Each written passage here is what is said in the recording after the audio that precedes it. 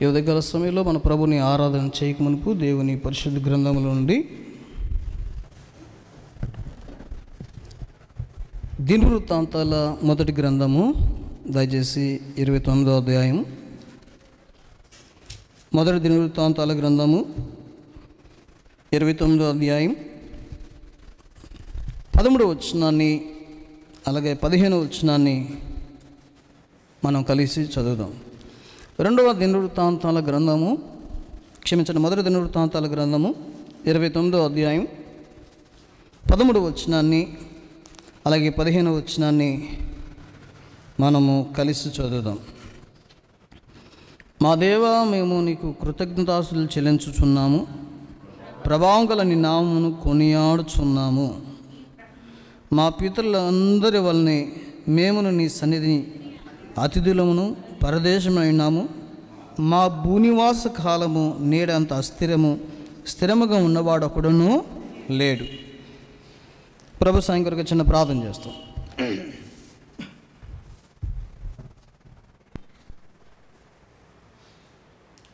ప్రేమల తండ్రి, పరిశుద్ధమైన మా దేవా, మరొకసారి సమయంలో మీ పిల్లలుగా మీ భాషకు వస్తున్నాము. మీరు మమ్మల్ని ప్రేమించి మీరు మా హానికరించిన దినం బట్టి స్తోత్రాలు తండ్రి. ఉదయకాలంలో పాటల ద్వారా మీరు మహిమ పొందారని నమ్మి స్తుతిస్తున్నాం. అలాగే తండ్రి, మరి ఉదయకాలంలో మిమ్మల్ని ఆరాధన చేయడానికి కొరకై ఆరాధన వర్తమానం కొరకు మొదటి వృత్తాంతాలు 29వ అధ్యాయం 13-15 వచనాలు మేము చదివిన మాటలు మా ఆత్మల కొరకు మీరు సిద్ధపరచండి. మీ వర్తమానాన్ని మాకు దయచేయండి. ఆత్మతో సత్యంతో మిమ్మల్ని ఆరాధన చేయడానికి కొరకై మమ్మల్ని సిద్ధపరచమని ఇప్పటికే మిమ్మల్ని ప్రేమించి వచ్చిన వారిని బట్టి స్తోత్రాలు. ఆయా స్థలాలకి ఊరేళ్ళ వారిని బట్టి కూడా జ్ఞాపకం చేస్తున్నాం. అందుకే తండ్రి, మరి ఇంకెవరైతే మార్గంలో ఉంటున్నారో వారిని బట్టి ప్రార్థన చేస్తున్నాం. సహాయపడమని ఈ ఉదయం మీ నామపేట ప్రపంచంలో ఎంతమంది అయితే మిమ్మల్ని ఆశ్రయిస్తున్నారో వారందరికీ సహాయపడండి. మా మధ్య కూడా తెరబడిన ఆకాశం కలుతులైన ఆత్మ దయచేయండి. నిలబడుతున్నా మీ దాసుడు బలహీనుడు అయోగ్యుడు అపాతుడు మీ సిలువ రక్తంతో కడిగి అంగీకరించి ఈ ఉదయకాల సమయంలో మిమ్మల్ని ఆరాధన చేయడానికి కొరకై మీ వర్తమానాన్ని మీ సింహాసనం నుంచి మాకు విడుదల చేయమని కోరుతూ వందనాలు చెల్లిస్తూ యేసు ప్రభు పరిశుద్ధ నామంలోనే ప్రార్థన చేసి పెడుతున్నాం తండ్రి, ఆమేన్.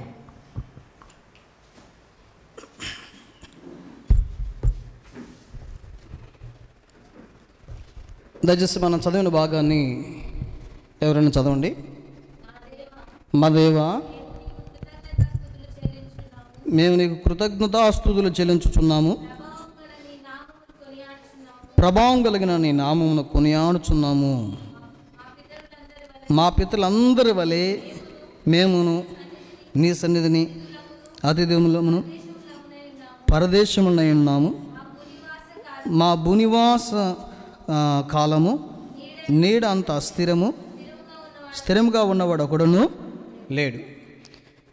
ఈ ఉదయకాల సమయంలో మన ప్రభుని ఆరాధన చేయక మునుపు దేవుని పరిశుద్ధ గ్రంథంలోంచి మొదటి వృత్తాంతాలు 29వ అధ్యాయం 13-15 వచనాల ద్వారా ఈ ఉదయం ప్రభు మనల్ని ఆరాధన చేయడానికి కొరకు తన వర్తమానాన్ని మనకు దయచేసింది గాక.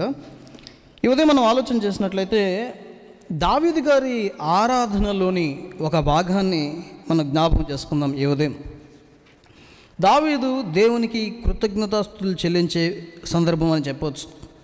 మన భాషలో దేవుణ్ణి గణపరుస్తున్న భాగం, దేవుణ్ణి ఆరాధిస్తున్న భాగం, భక్తుడైన దావీదు దేవుని స్తుతిస్తున్న భాగం, దేవుని హెచ్చిస్తున్న భాగం, దేవుని శ్లాఘిస్తున్న భాగం, ఇక దేవునికి తన జీవ ఫలాన్ని అర్పిస్తున్న భాగం అని చెప్పవచ్చు. సో దావీదు దేవుణ్ణి ఆరాధించడానికి ఈ అధ్యాయంలో మనం 10 నుంచి ఎన్నో వచనాలు ఎన్నో కారణాలకి దేవుణ్ణి ఆరాధిస్తున్నట్లు మనకు అర్థమవుతుంది.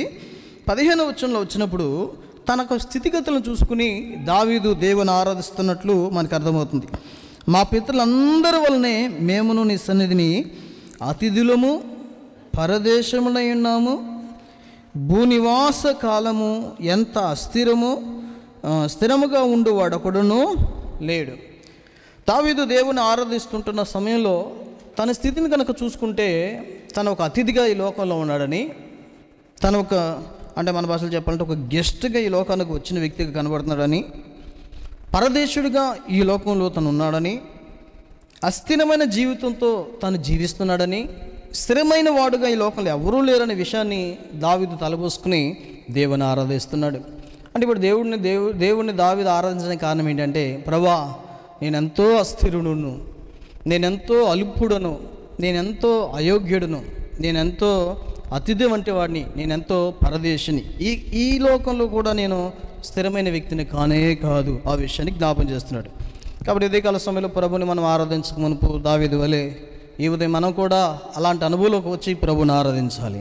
మనము ఒకప్పుడు ఎంతో అస్థిరులము అనే విషయాన్ని మనం గుర్తుంచుకోవాలి. మనం ఎంతో అస్థిరులం. అయితే మనల్ని స్థిరపరచువాడు ఎవరు అంటే దేవుడు మాత్రమే.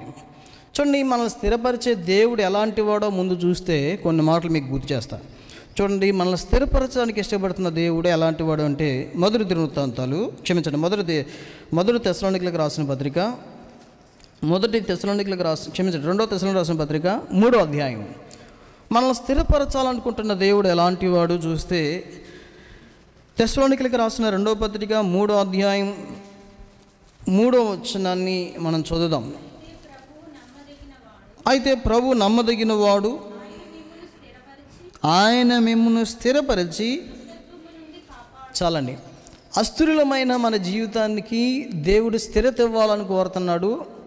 ఈ ఉదయం మనం దాన్ని బట్టి కూడా దేవుడిని ఆరాధించాలి. ముందుగా మనల్ని స్థిరపరచాలి అనుకుంటున్న ఆ దేవుడు ఎలాంటి వాడు అనేది మనం జ్ఞాపకం చేసుకుంటే, మొట్టమొదట మనం స్థిరపరిచే దేవుడు ఎలాంటి వాడు అంటే నమ్మదగిన దేవుడు.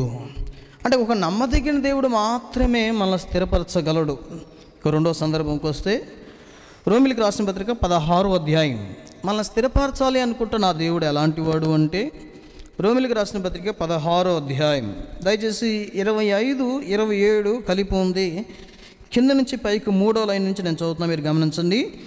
రోమిలికి రాసిన పత్రిక 16వ అధ్యాయం 25, 27 కలిపి ఉంది. కింద నుంచి నేను 3వ లైన్ పైకి చదువుతున్నాను. మిమ్మల్ని స్థిరపరచుటకు శక్తిమంతుడు, అద్వితీయ జ్ఞానవంతుడైన దేవునికి, చాలండి, మనల్ని స్థిరపరిచే దేవుడు ఎలాంటి వాడు అంటే ఆయన సామాన్యుడు కాదు. ఎలాంటి వాడు అండి? శక్తిమంతుడు. ఇంకో మాట ఏం రాబడిందండి? అద్వితీయుడు అయిన జ్ఞానవంతుడు. సో శక్తిమంతుడు, అద్వితీయుడైన జ్ఞానవంతుడైన దేవుడే మనల్ని స్థిరపరచాలని కోరుచున్నాడు. ఇంకొక మాట మీకు గుర్తు చేస్తా.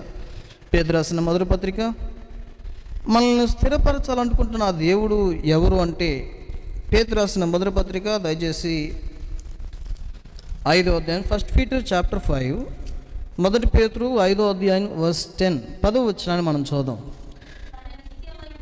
తన నిత్య మహిమకు క్రీస్తునందు మిమ్మల్ని పిలిచిన సర్వకృపానిధియగు దేవుడు కొంచెం కాలం మీరు సంపన్న పిమ్మట తానే మిమ్మల్ని పూర్ణులుగా చేసి స్థిరపరిచి బలపరచును. సో ఎలాంటి దేవుడు ఇక్కడ? సర్వకృపానిధియగు సర్వ కృపలకు నిధి ఆయనే అంట. అన్ని కృపలకు నిధి అయిన ఆ దేవుడే మనల్ని స్థిరపరచాలని కోరుతున్నాడు. సో ఈ కారణం చాలు నేను అనుకుంటాను ఈ ఉదయం మనం ఆరాధన చేయడానికి. ప్రభా, నేను ఒకప్పుడు అస్థిరుడును, అలాంటి నన్ను స్థిరపరచాలనుకోలేవు. ఎలాంటి దేవుడివి నీవంటే నమ్మదగిన దేవుడివి. అస్థిరుడైన నన్ను స్థిరపరచాలనుకోరావు. ఎలాంటి దేవుడు నీవంటే శక్తిమంతుడమైన దేవుడివి. అస్థిరుడైన నన్ను స్థిరపరచాలనుకోరావు. ఎలాంటి దేవుడు నీవు అంటే ఇక్కడే మనం చూస్తున్నామంటే సర్వ కృపలకు నిధియగు దేవుడు. కీర్తన 87. చూడండి, మనల్ని స్థిరపరచాలి అనుకుంటున్న ఆ దేవుడు ఎవరు అంటే 87వ కీర్తన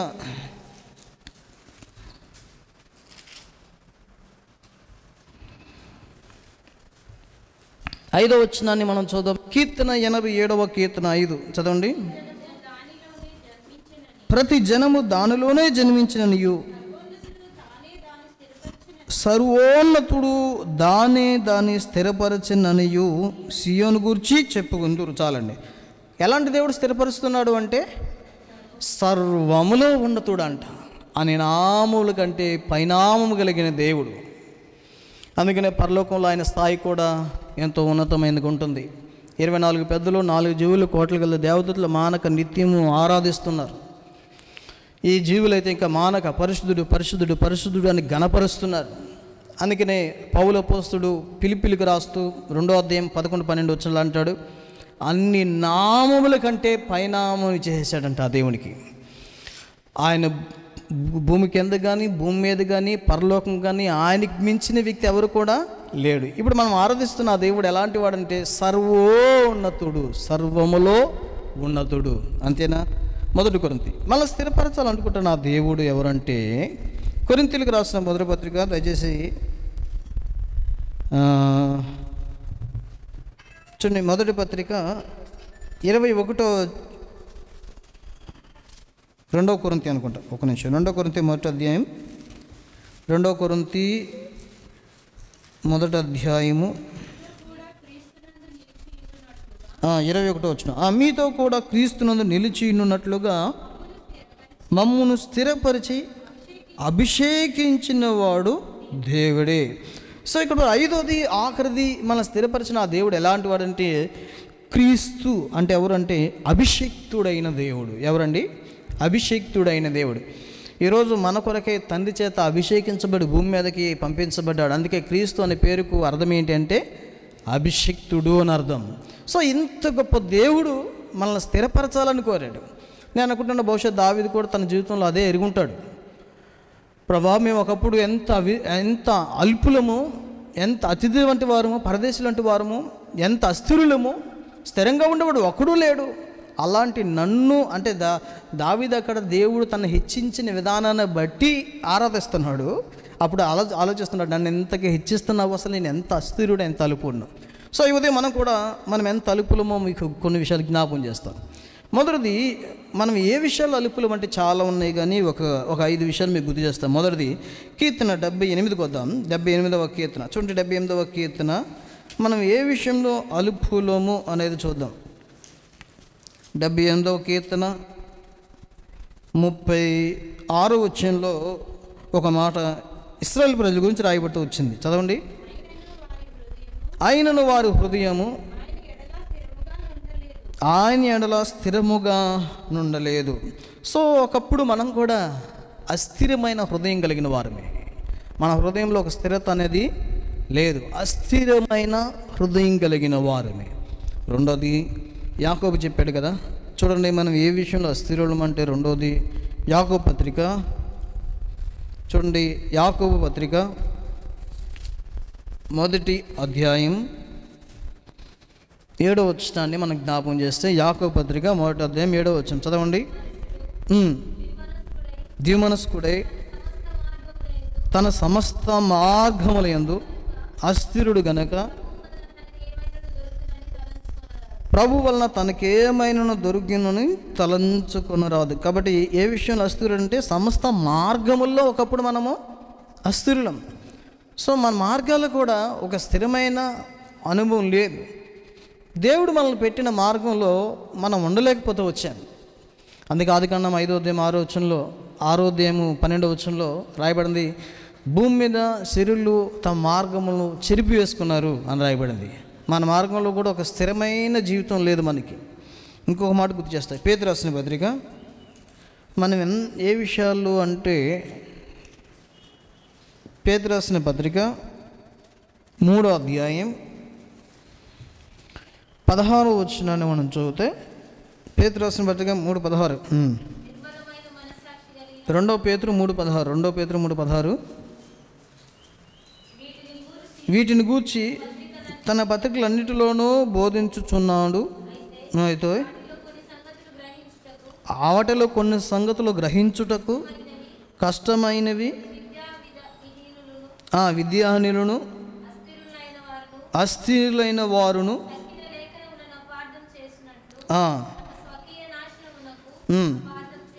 చూడండి. ఇక్కడ మనం అర్థం చేసుకుంటే కనుక దేవుని సత్యాల గురించిన మాట ఇది అస్థిరులైన మాట అనేది వ్యాఖ్యానంలోకి వెళ్ళి చూస్తే అక్కడ ఏం రాశాడంటే సత్యమును గురించిన స్థిరత లేని వారై ఉన్నామంట.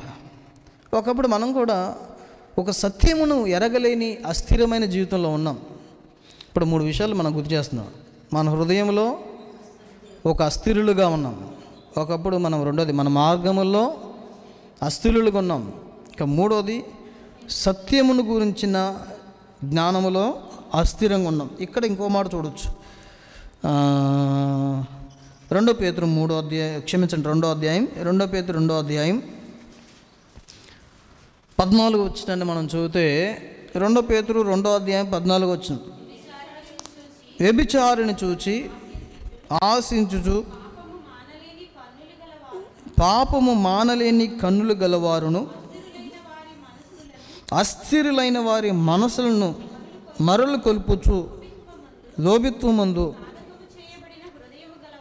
సాధకము చేయబడిన హృదయం గలవారును చాలని. ఇక్కడ పాపాన్ని మానలేని మనస్సు అంటే ఈ మనస్సు ఎలాంటి మనస్సు కలిగిన వారంటే ఒక అస్థిరమైన మనస్సు కలిగిన వారు అని మాట్లాడుతున్నాడు. ఇక 4 విషయాలు మనం చూసేది. ఇంకొక మాట గుర్తు చేసుకుందాం. కీర్తన, ఇది మనందరికీ బాగా తెలుసు. కీర్తనలో మనం చూస్తే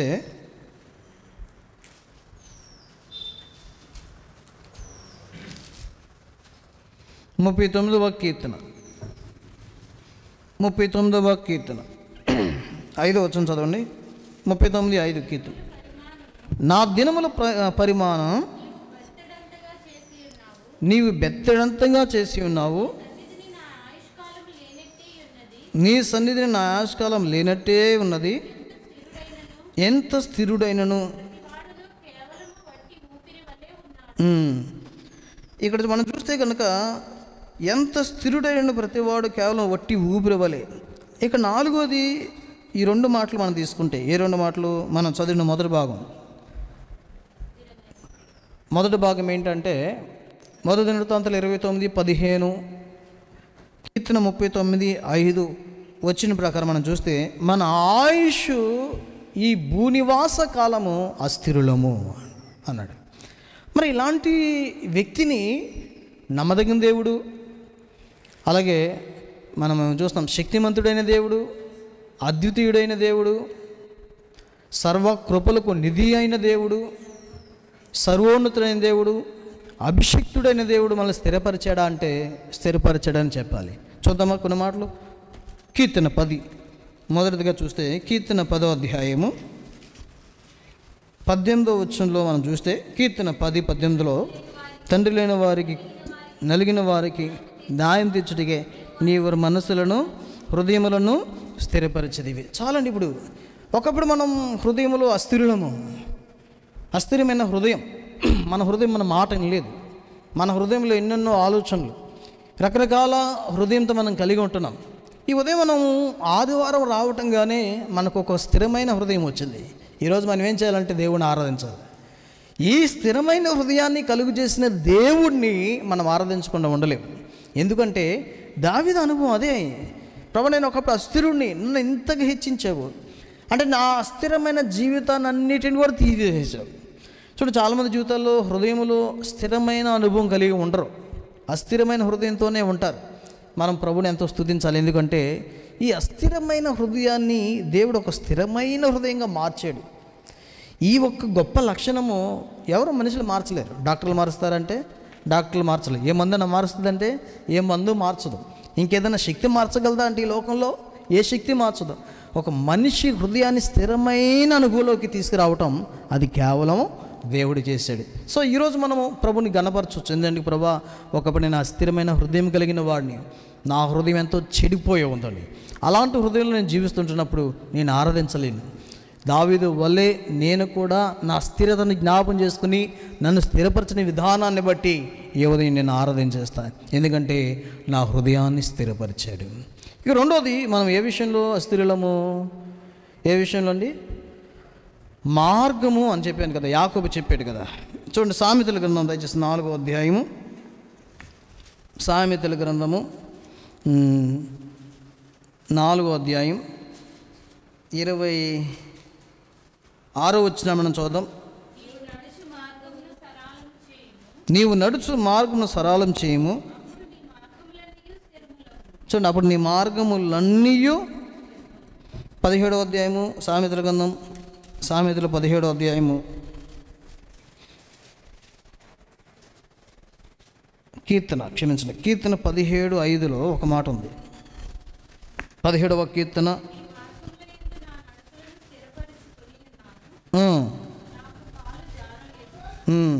ఏమండి, మార్గమందు నా నడతలను స్థిరపరచుకుని ఉన్నాను, నా కాలు జారలేదు. ఇంకొక మాట కూడా కీర్తన 37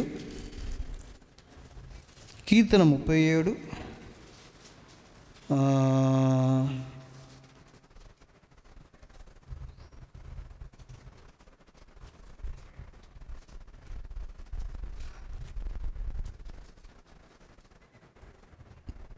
వాని నడతలన్నీ యెహోవా స్థిరపరచును.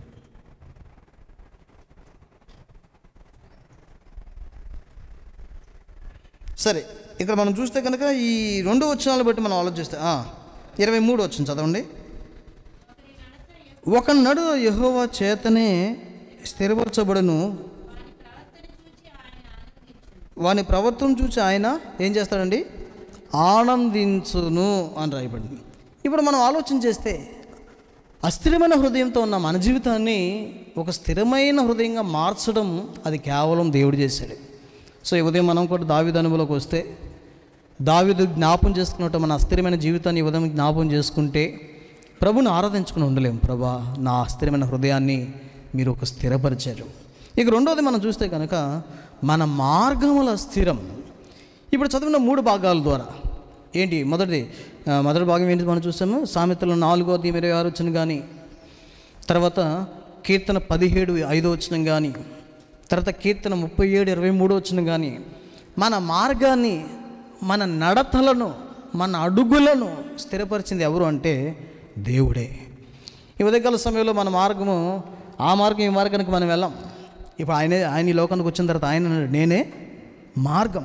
చెడిపోయిన మార్గం, తప్పుపోయిన మార్గం, దారి తప్పిన మార్గం, స్థిరంగా లేని మార్గం, అలాంటి మార్గం తీసేసి ఒక స్థిరమైన మార్గంలోకి మనం తీసుకొచ్చాడు. ఈరోజు మన మార్గము పరలోకానికి వెళ్ళే మార్గం. ఈ మార్గంలో దేవుడు మనం స్థిరపరిచాడు అంటే ఈ కారణం చాలు మనం ఆ దేవుని ఆరాధన చేయటానికి. ఇక మూడవది మనం చూస్తే కనుక ఏ విషయంలో మనం స్థిరులం అంటే, చూడ దేవుని వాక్యం నుంచి రాయబడింది, మనం చదివాం కదా, పేతురు రాసిన 2వ పత్రిక. మూడవది మనం ఏ విషయంలో అస్థిరులం అంటే త్వరగా చూద్దాం, ఆ మాట చదవండి. పేతురు రాసిన 1వ పత్రిక మరి 3వ అధ్యాయం 16వ వచనంలో చూస్తే సత్య విషయములో చదవండి ఒకసారి ఆ మాట. 3వ అధ్యాయం 16వ వచనం. 2 పేతురు 3:16, 2 పేతురు 3:16 చదవండి.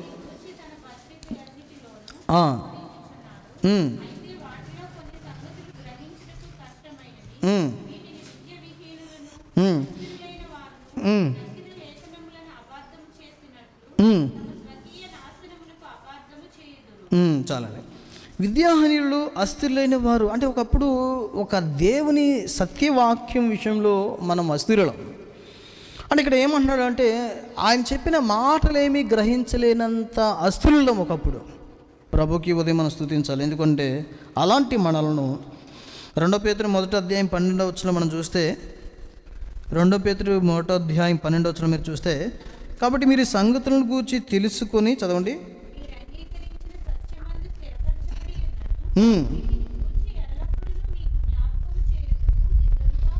కాబట్టి ఈ సత్యమైన విషయాలను గురించిన స్థిరమైన అనుభవంలోనికి ఇప్పుడు మనం తీసుకురాబడ్డాం. అందుకే మనకేం అర్థం కాదు వాక్యం గురించి, ఆ లోతైన సత్యాల గురించి, దేవుని రాసిన మర్మాల గురించి ఏం అర్థం కాదు. ఎందుకంటే అప్పుడు మనకి దూరదృష్టి లేదు, అప్పుడు మనకి వెలుగు లేదు, మనం చీకట్లో ఉన్నాం, మన సత్యంలో రాలా, ఈ సత్యమైన అనుభవంలోకి మనం రాలా. అందుకని మనకు సత్యాన్ని గురించిన ఒక స్థిరమైన అనుభవం లేదు.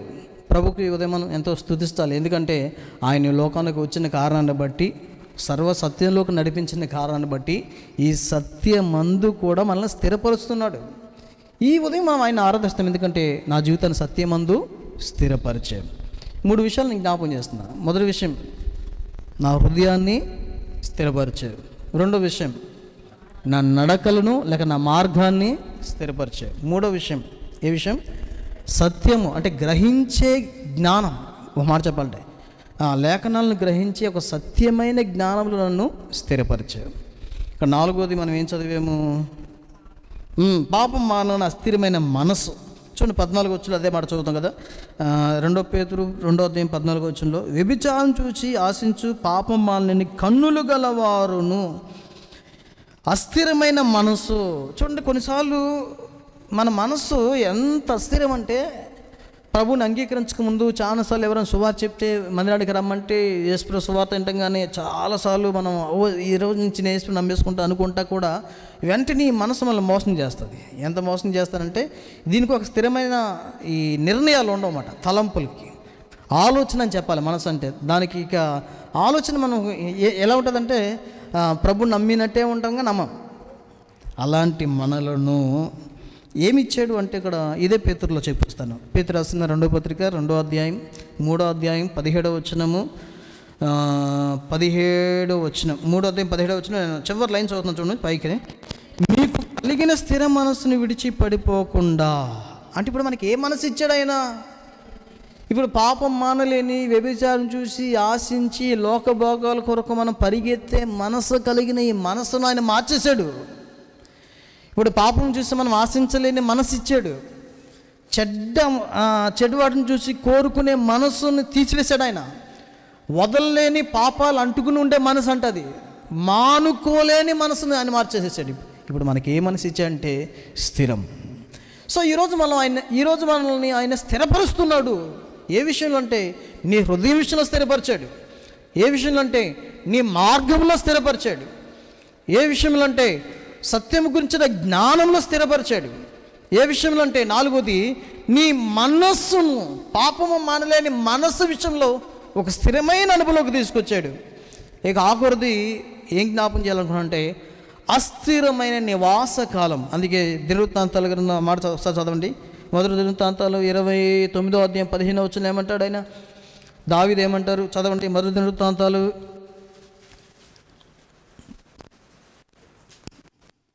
29:15లో మా పితరులందరి వలె మేమును నీ దృష్టికి అతిథులము పరదేశులమును ఉన్నాము. భూనివాస కాలము నీడ అంత అస్థిరము. అంటే ఇప్పుడు మనం అస్థిరులమే. మన ఆయన స్థిరపరిచింది ఏంటి? ఇప్పుడు అస్థిరమే. ఫర్ ఎగ్జాంపుల్ ఆయన ఏమంటున్నాడంటే మా భూనివాస కాలము నీడంత అస్థిరమయ్యా. మేము బతికేది 70 సంవత్సరాలు అయినా అది అంతా ఒక నీడంత అస్థిరమే అన్నాడు. మరి ఇప్పుడు దీన్ని మనం స్థిరపరచడా? శాశ్వత కాలం ఉండేదట్టు మనం చేసాడంటే చేసేయడని చెప్పాలి. స్థిరమైనవి మనకిచ్చి శాశ్వత కాలం ఉండే వ్యక్తిగా మార్చేసాడు. అంటే ఒక నీడ వంటి భూనివాస కాలము 39వ కీర్తనలో మనం చదివినట్టు ఆయుషే కనపడలేనంత పరిమాణము లేని ఆయుష్లో ఉంటున్న మానవునికి ఆయన స్థిరమైనవి ఇచ్చాడంట. ఒక 5 విషయాలు మీకు త్వరగా చూపిస్తాను. ఏమిచ్చాడు అంటే సామెతలు 8వ అధ్యాయం చూడండి. ఒక స్థిరమైనవి నీకు ఇచ్చేసాడు ఆయన. సామెతల గ్రంథం దయచేసి 8వ అధ్యాయం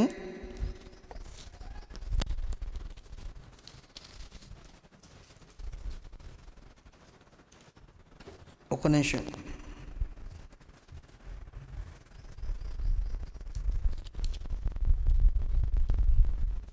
8:18 చదవండి. ఒక నిమిషం, కరెక్టే. 8:18 చదువుదాం. ఐశ్వర్య ఘనతలను స్థిరమైన కలిమి నీతి చాలని.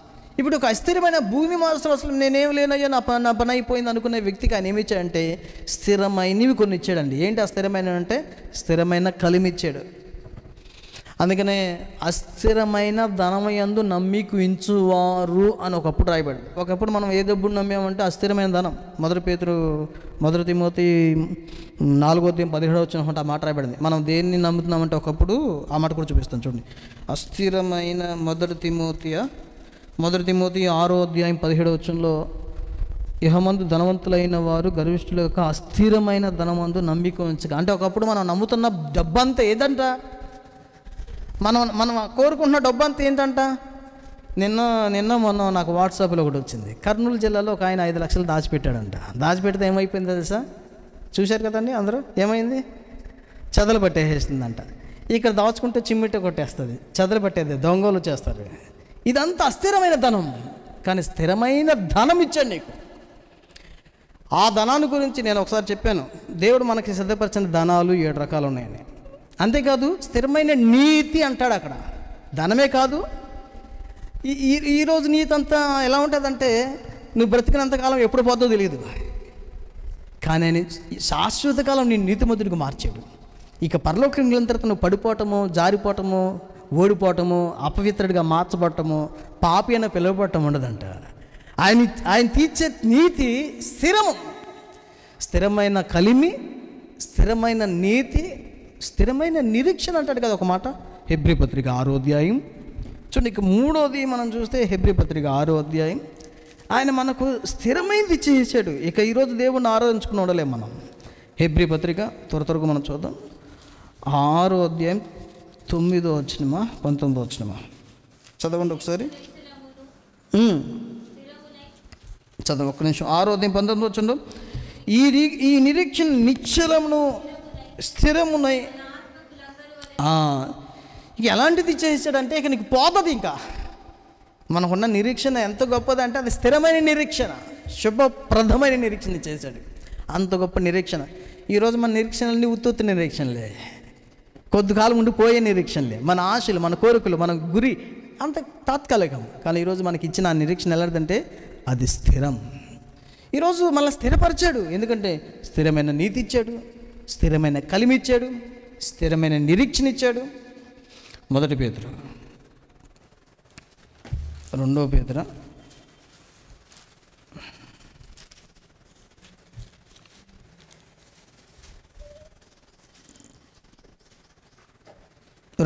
1:19 చదవండి. మరియు ఇంతకంటే స్థిరమైన ప్రవచన వాక్యము చాలండి. ఇప్పుడు మన స్థిరపరిచాడంట. భూనివాసంలో నేడంత అస్థిరమైన మన జీవితానికి ఆయన కలిమితో స్థిరపరిచాడు. సంపద, అది భూ సంబంధమైన సంపద కాదు, పర సంబంధమైన సంపద స్థిరపరిచాడు. శుభప్రదమైన స్థిరమైన నిరీక్షణతో స్థిరపరిచాడు. ఇంకొక మాట ఏంటి ఇక్కడ అంటాడంటే స్థిరమైన ప్రవచన వాక్యం. ఇప్పుడు వాక్యం అనేది ఇక పోదు కదా. వాక్యం అంటే ఆయన నోటు మాట, ఇక అది శాశ్వత కాలం ఉంటుంది. అందుకని బైబిల్లో మత్తయి సువార్తలో రాయబడింది, భూమి ఆకాశములు పోయినా ఒక సున్నైనా పొల్లైనా పోదు, ఎందుకంటే అది నిత్యము నిలిచే వాక్యం, స్థిరమైన వాక్యం ఇచ్చాడు మనకి. అది చాలు ఈరోజు దేవుడు మనం స్థిరపరచడానికి. ఇంకొక మాట చూసేసి మనం ఆరాధించేద్దాం. చూడండి, హెబ్రీ పత్రిక 10వ అధ్యాయం, హెబ్రీ పత్రిక 10వ అధ్యాయం 34 వచ్చినని మనం చూద్దాం. హెబ్రీ పత్రిక 10:34. ఎలాగనగా మీరు ఖైదులో ఉన్నవారిని కరుణించి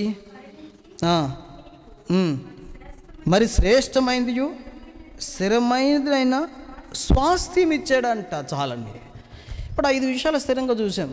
స్థిరమైనవి ఆయన కలిమి స్థిరము, ఆయన నీతి స్థిరము, ఆయన నిరీక్షణ స్థిరము, ఆయన వాక్యం స్థిరము, ఆయన స్వాస్థ్యం. ఏంటి ఆ స్వాస్థ్యము? అదే పరలోక రాజ్యం. ఇక మనం ఊహించిన అసలు ఎంత సంతోషం అంటే ఈరోజు మనం ప్రభుని స్తుతించాలంటే ఒక 70 సంవత్సరాలు, 60 సంవత్సరాలు, 30 సంవత్సరాలు, 40 సంవత్సరాలు నీడ వంటి ఈ లైఫ్కి మన దేవుడు మనకేమిచ్చాడు? శాశ్వత కాలం, ఎటర్నల్ లైఫ్ ఇచ్చేసాడు. ఇక దానికి మరణము లేదంట, ముగింపు లేదంట, అంతము లేదంట. శాశ్వత కాలం దేవుడితో ఆరాధించే భాగం. ఎంత గొప్ప ఆధిక్యత. షాప్కి వెళ్తే మనం ఏదైనా ఒక వస్తువు కొంటామంటే, చెప్పులు కొంటాకి వెళ్ళిన సరే ఒకటి అడుగుతాం, ఎన్ని రోజులు అవుతాయా అంటాం. 3 నెలలు, 6 నెలలు, సంవత్సరం అన్నాడు అనుకోండి, ఏది తీసుకుంటాం? సంవత్సరమే తీసుకుంటాం. 6 నెలలు, 3 నెలలు తీసుకోం. ఎందుకంటే ఎక్కువ కాలం, మనం అన్ని శాశ్వత కాలం అంటే ఎక్కువ కాలం ఉండే కోరుకుంటాం. అలాంటిది మన లైఫ్కి ఆయన ఇక దానికి ముగింపు లేదండి. యుగ యుగాలు దేవుడితో ఆరాధిస్తాం. ఆయన దాసులు ఆయన ముఖదర్శనం చేస్తూ స్తుతిస్తుంటే, గణపరుస్తుంటే ఈ శాశ్వత కాల స్వాస్థ్యాన్ని ఆయన మనకి ఇచ్చాడంటే అదొక్కడు చాలు మనం స్థిరులము అంటానికి. ఈ అస్థిరమైన లైఫ్లో స్థిరం చేశాడు ఆయన. ఈరోజు మనం దావీదు వలె ఆరాధన చేస్తాం. ప్రభా, నేను కూడా ఒకప్పుడు అస్థిరుడిని, నా హృదయంలో అస్థిరత ఉంది, నా మార్గంలో అస్థిరత ఉంది, తర్వాత సత్యాన్ని గురించిన జ్ఞానంలో అస్థిరుడిని, నేను పాపం మాలిని అస్థిరమైన మనస్సు కలిగిన వాడిని, అస్థిరమైన నివాసం కలిగిన వాడిని. అలాంటి నన్ను ఇక్కడ స్థిరపరిచావు, స్థిరమైన వాటితో నన్ను స్థిరపరిచావు. యుగ యుగాలు నీతో ఉండే భాగ్యం. కాబట్టి ఈ గొప్ప ఆధిక్యత దేవుడు మనకి ఇచ్చాడు. ఇవన్నీ దావీదు ఎరిగినా ఎరగకపోయినా ఆయన జ్ఞాపకం చేసుకుంటున్నాడు, నేను ఒకప్పుడు అస్థిరుణ్ణి, నన్ను స్థిరపరిచావు. ఈ ఉదయం మన జీవితంలో కూడా ఈ అనుభవంలోకి మనం వచ్చిన వారమైతే, ఆయన స్థిరమైనవి మనం కలిగిన వారమైతే ఆ దేవుని ఆరాధించకుండా ఉండలేము. లేచి నిలబడి ఒక పాట పాడతాం.